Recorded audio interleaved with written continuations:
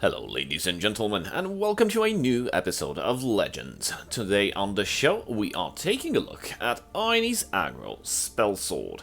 It's a decent deck, actually I must say it's a quite good and strongly built deck by Eyenie.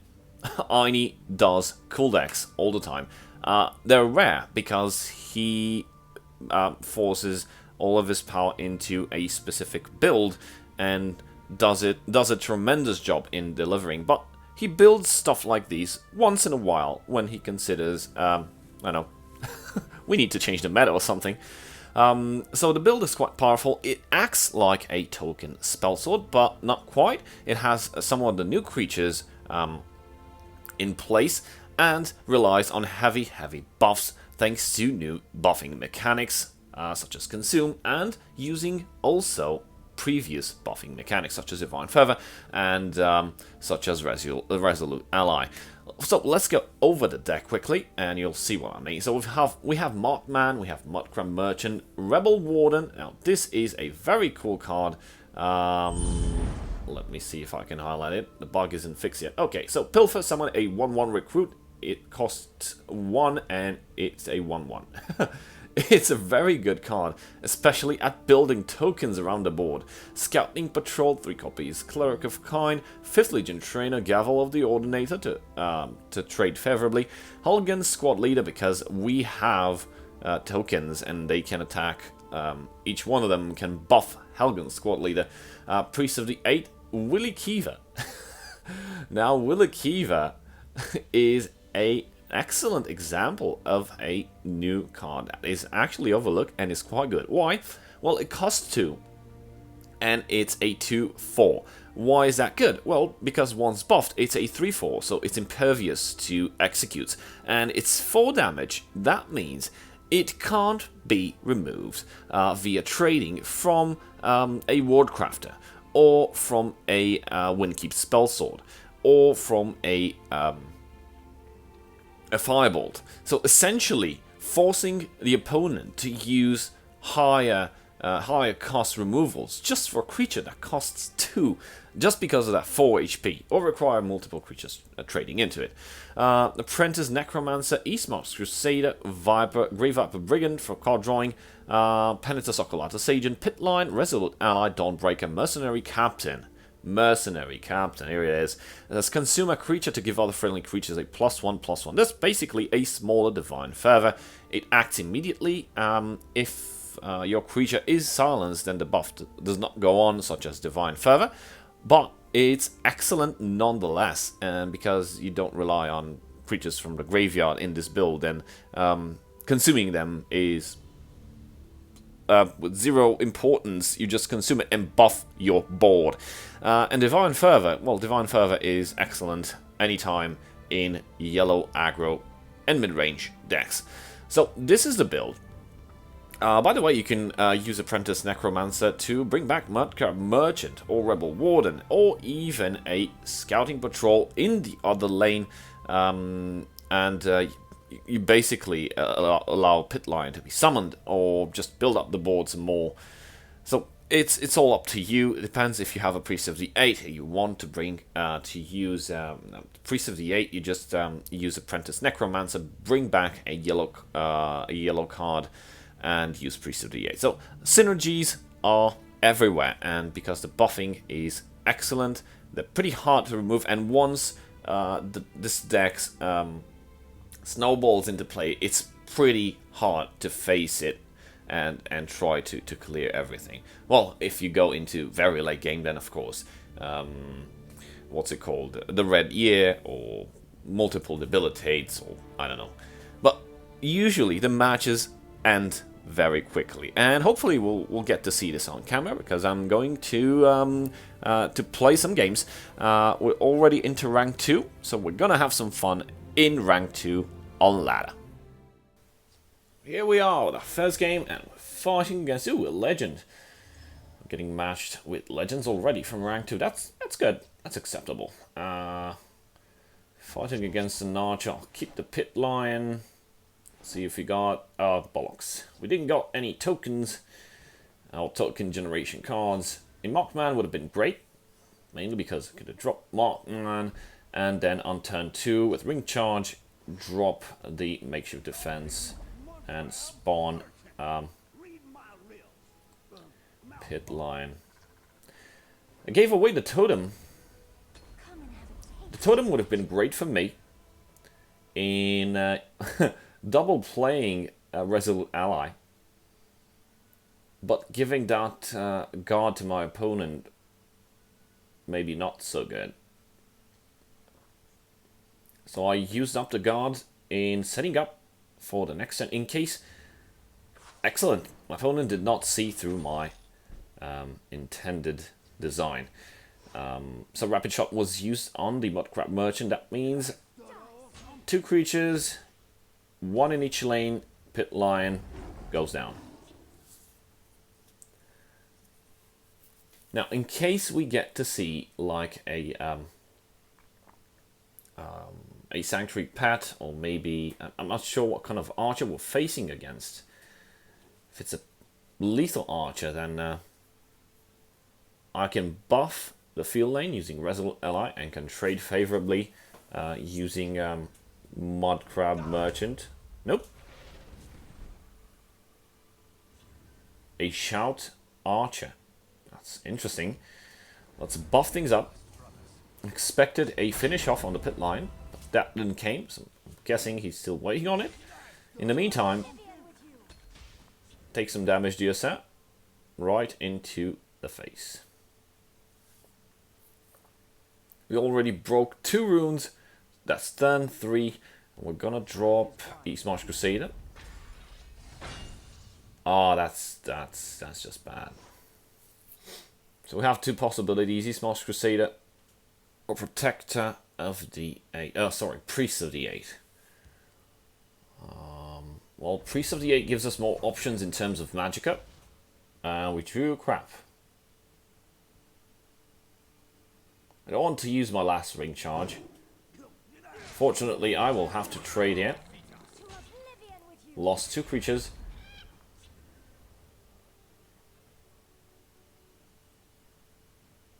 Eastmarch Crusade. If this is a shout archer, I don't know. Fireball. Okay, so Eastmarch Crusader would have been terribly vulnerable at this. As you can see, probably would have been knocked off as well. Let's drop some damage and Eastmarch Crusader plus Willy. See how much resilient are the Willies?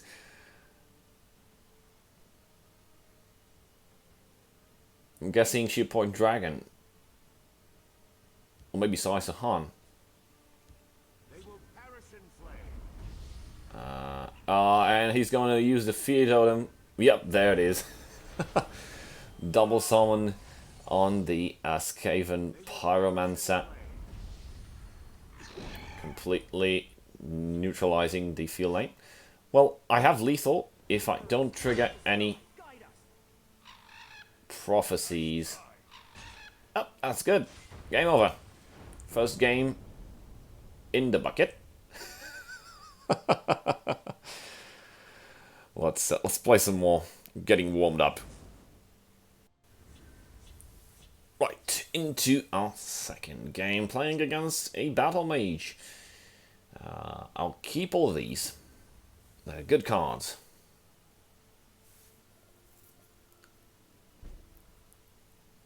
Battlemage. Well, there are multiple options, like Prophecy Battlemage, because I've seen, as mentioned in my previous videos, I've seen it rise again thanks to all the aggro decks taking over. Best anti-aggro is Prophecy Battlemage. So I'm going to drop Helgen here. And let's build some tokens. Also, I can drop next turn a pit line, no problem. I'll just pick a lane depending on where the nasty action lies. I'll just pick the other one. That's pretty obvious. Oh boy. Gavel of the Ordinator. Well, unfortunately, seems I won't be able to drop Pit Lion. Mostly because I don't want to lose Helgen. Token generation on. And we hit a prophecy. What could it be?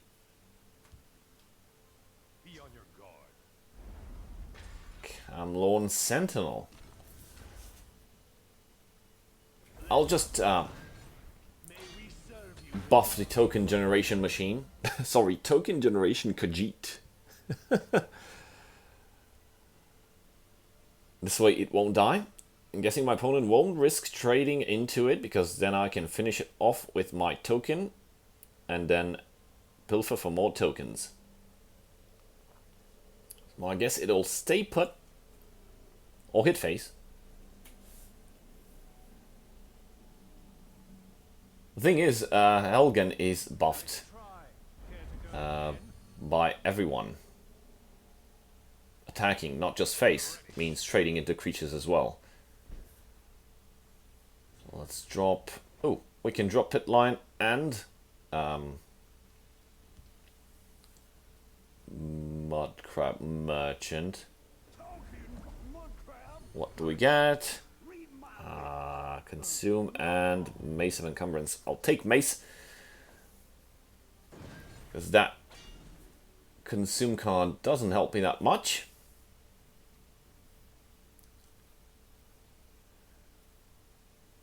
I could use Mace, but I'll keep it for later. I'll just trade into that elusive schema. And we're gonna hit for 8. Pit Line, it's the Shadow Lane. My forces are very equally distributed, actually. So I have a big damage dealer in the field lane and a big damage dealer in the Shadow Lane. It's pretty hard to block both lanes, at least at 5 Magicka. So that's an excellent way in dealing with a lot of decks. Mostly those that rely on removal or guards. You can put a big guard in one lane. The other remains without cover. And no cover means a lot of damage.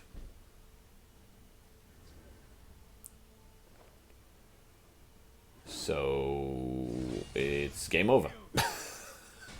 Didn't even actually had to use the mace. The pepper spray, right? The mace? No. Just kidding. No mace for you.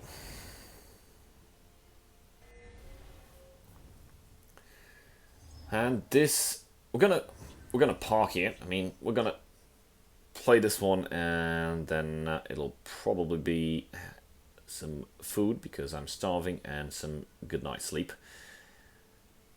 I'll keep these. They're actually great cards. We've got 5th Legion Trainer, Cleric of Kind, gives some HP, and Resolute Ally. I can do tons of damage early on. We're fighting against a Crusader, so it's going to be interesting. If this is an Aggro Crusader, it's going to be interesting to see if we can race it. Most likely, yes, and we can even outpower it. Even with Crusader's Assault and tools like that. That's a skip. So it's not a... I think an Aggro Crusader. I don't know. But usually Aggro Crusaders have something for 1 cost. Always. So far so good. We're gonna buff... let's buff itself. Wanted to buff the 5th Legion Trainer in case my opponent decided to play a Nord Fireband and Crusader's Assault for 3 costs. But all is good. A turn skipped means more face damage. I'm still wondering what kind of Crusader is this. Will we have some surprises? So it's a Wax and Wane Crusader, okay. what do we have here? Oh, we can... there's low power. If any of you guys you missed low power, there's low power. Low battery warning. Let's buff everything. Let's consume something.